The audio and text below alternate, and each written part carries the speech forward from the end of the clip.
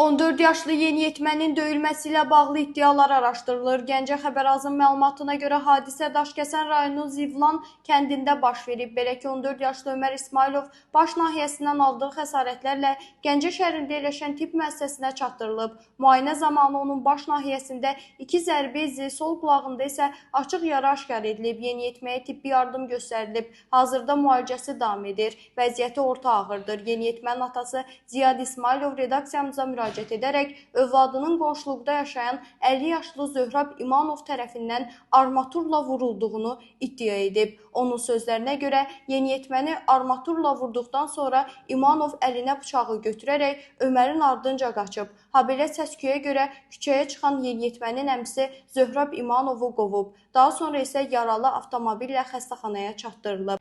Əldə etdiyimiz məlumata görə faktla bağlı Daşkəsən rayon polis şöbəsində müvafiq ekspertiza təyin olunaraq araşdırma aparılır.